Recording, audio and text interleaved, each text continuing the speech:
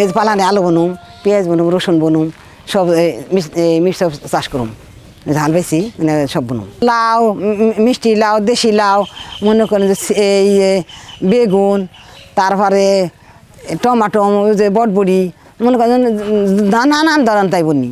কৃষক বাড়ি মনে করেন কত ধরনের তা থাকে বলি, সবটাই বনি, আমরা তো কোনো কিনি নে।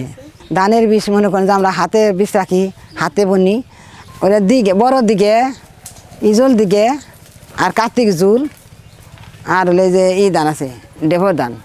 আমাদের এখানে যে এবার বর্ষার কারণে আমরা এবার কৃষিকাজটা পিছিয়ে গেছি। আমাদের কৃষিকাজের মধ্যে শীতকালীন যে ফসলগুলোর কেন্দ্রিক বলতেছি আমি, সেই ফসলটা আমরা আসলে লাগাইতাম বললাম আশ্বিন মাসের শেষে বা কার্তিক মাসের প্রথম দিকে আমরা লাগে শেষ করিয়া লাই। ওই সময় জমিন প্রসেস শেষ হয়ে যায়।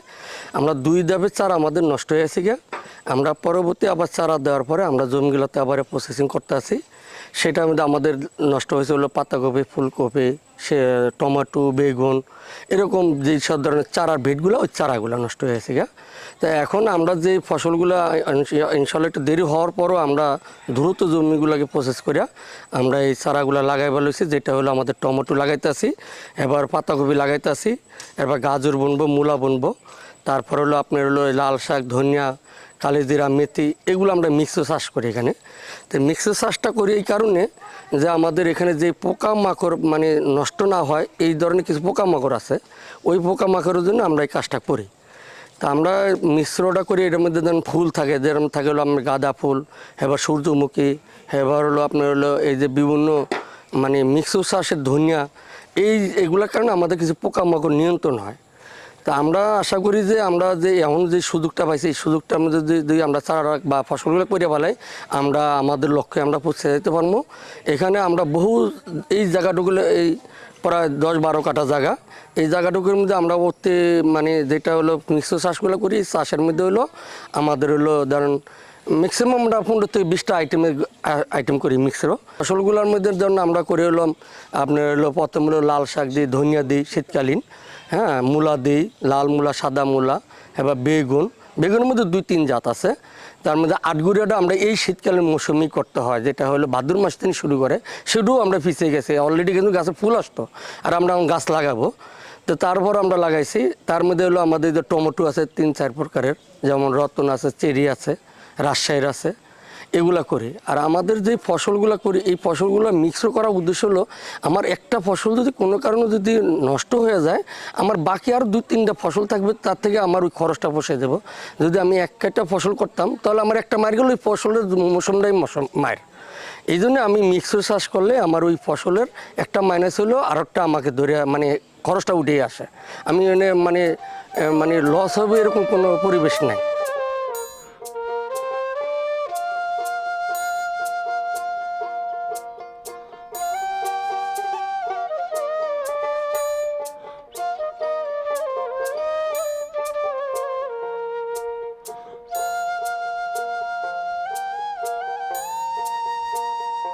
আমার বাবা একজন পেশায় একজন কৃষক। আমি পড়ালেখার পাশাপাশি তার কাজেও সাহায্য করি। আমার বাবা শীতকালীন যেগুলা ফসল আছে, সবজিগুলা, ওইগুলা লাগাইছে জমিতে। লাগানোর পর এখন ওইগুলা হয়। আমি তার পাশাপাশি জমির আগাছাগুলো পরিষ্কার করি, ফসলগুলা উঠাইয়া দিই। এইগুলা নিয়ে একটু বাবার কাজে সাহায্য করি। একটা জমিতে আমরা ঝিঙা, শসা, তারপরে সিম, তারপরে বেগুন, অনেক কিছু লাগাই আমরা। লাগানোর পরে আবহাওয়া চেঞ্জ হয়, আবহাওয়ার কারণে এক সময় একগুলো আসে। আবহাওয়া কখন ঠান্ডা কখন গরম আমার বোঝা যায় না। তার কারণে আমরা এবারে আবহাওয়ার কারণে বৃষ্টি হয়েছে, অনেক ফসল আমাদের ক্ষতি হয়ে গেছে। অনেক ফসলে এই ক্ষতি হওয়ার কারণে আমরা অনেক কিছু লাগিয়েছিলাম একসাথে। এখন 2-3টা করলা, ধুমি, এইগুলা নষ্ট হয়ে যাওয়ার পরে এখন আমরা সিম, তারপরে ঝিঙা, শসা, এগুলো আমরা এখনো ক্ষেত থেকে পাচ্ছি। আর আরেকটা ভালো বিষয় যে মিশ্র ফসল করলে একটা ফুল, এই যে ফুলটা হয়, এই ফুলটা ঝিঙার একরকম ফুল, শসার একরকম ফুল, করলার একরকম ফুল, সিমের একরকম ফুল। এক ফুলের গন্ধে আরেকটা ফুলের পোকামাকড় আসে না। পোকামাকড়ের একটু রোগ প্রতিরোধ ক্ষমতাটা আমাদের একটু বেড়ে যায়। এটাই আমাদের মিশ্র ফসলের সুবিধা। আসসালামু আলাইকুম, আমি মোহাম্মদ জলিল মণ্ডল, আমি নয়া কৃষির একজন কৃষক, ঈশ্বরদী থানা হাজারিপাড়া গ্রাম আমার।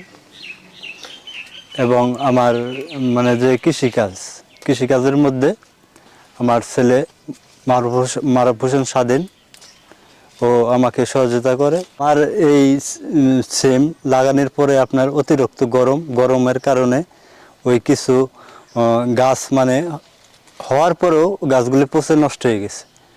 তো পরবর্তীতে আমি নয়া কৃষির থেকে আপতের বীজ নিয়ে আসছি, আনার পরে এটা রোপণ করার পরে এই গাছগুলি আমার হয়েছে।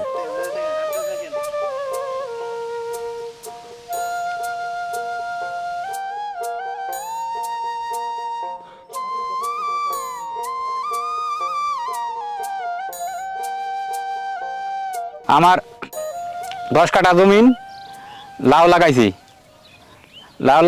4 রকমের ফসল আমার জমিতে লাগাইছি। লাউ, ঝিঙা, করলা, শশা।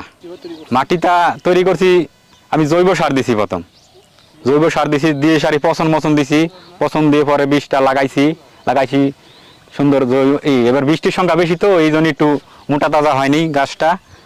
বৃষ্টি হচ্ছে, এবার বৃষ্টির সংখ্যা বেশি, এবার লাউটা বেশি হয়নি, সেই রকম ভালো হয়নি আর কি।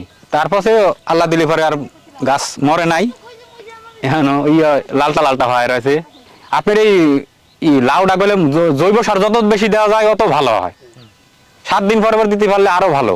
করলা লাগাইছি, লাউয়ের থেকে পোকামাকড় মানে আক্রমণ যাতে না করে, তিতা জাতীয় জিনিস, এই পোকামাকড় একটু আক্রমণ কম করবে, আমার লাউটা একটু ভালো হবে, কোনো বেকা মেকা হবে না। এই যে দেখেন ঝিঙা লাগাইছি, ঝিঙা সুন্দর ভালোই হয়েছে।